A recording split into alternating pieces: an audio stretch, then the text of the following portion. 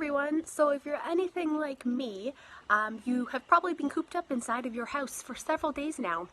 And I don't know, looking at my four white walls is driving me a little stir crazy. So I decided today I was going to get outside and I was going to do something a bit fun. So what do you do on a nice, cold, misty, rainy day? Why don't we build a kite? All you need to make your own kite is a pair of scissors, a plastic garbage bag, 2 sticks, and some string. So go outside and find yourselves 2 sticks. You want one that is slightly shorter than the other. Make sure that they're pretty smooth. You don't want any that are too pokey. They'll poke a hole in your garbage bag. So to tie your sticks together, you're going to take your shorter stick and place it more towards the top of your longer stick. Now there is a best way to tie this. So what you're going to do is you're going to take your string and slide it underneath the top part of your long stick. Once you've done this, take both ends of your string and just nicely drape them over top of your short. So you can see it goes underneath and then over top of the short string. This part is a bit tricky, but what you're going to want to do is hold your string and flip it around, keeping the string where it was before. And on the back here is where you're going to tie it. Get it as nice and tight as you possibly can. A basic knot will do.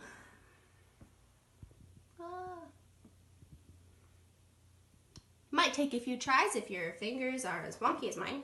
All right.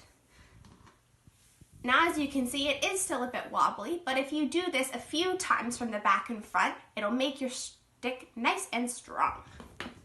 Okay, so now that you've tied your sticks together a few times and your knot's nice and secure, we're going to cut out the sail for our kite. So what you're going to do is just place your sticks over your garbage bag, and we want to draw out a diamond shape using our sticks to kind of measure how big our whole kite is going to be. Now when you draw your diamond, you want to make sure that the ends of the sail are a bit longer than the sticks so we have enough room to tie it off. You can use them as a guide, and any old marker will do. And it's pretty much just tracing around like a big connect the dot.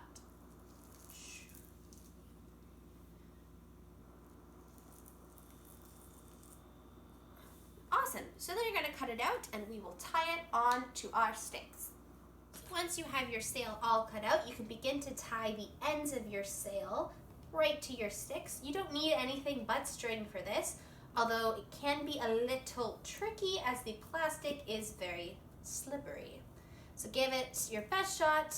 Might take a little bit of time. You want to make sure that the knots are nice and tight so that when you fly your kite, your sail doesn't go anywhere. Okay, so here is our kite. It's all tied off. You can check to make sure that the strings are nice and strong by giving it a little wave around. And if nothing goes anywhere, then well, you know you did a good job. So the next thing you're going to need for your kite is a tail. A tail is going to help to balance out the weight of the rest of the kite so that it flies a little more evenly and controlled. You can use anything that's got a bit of a weight to it. I used a cork here. What I did was I added a whole bunch of colorful string to the rest of my tail string just to give it a bit of color because these kites are not the prettiest. Once you're done, tie it right to the base end of your kite. Next, you're going to want to tie a piece of string onto both ends of your kite, making sure that there's enough slack in the middle that you can give it a pull down into a nice little triangle. And last but not least, you're going to tie one really, really long string onto that triangle piece in the middle.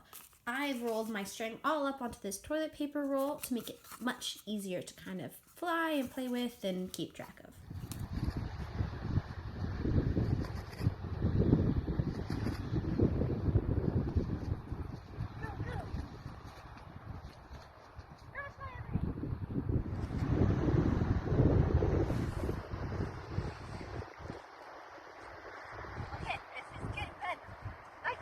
Okay, so it's definitely not the best kite flying weather outside, but it was still nice to go outside. So I'm gonna make myself a cup of tea, and thanks everybody for joining me on this latest quarantine craft.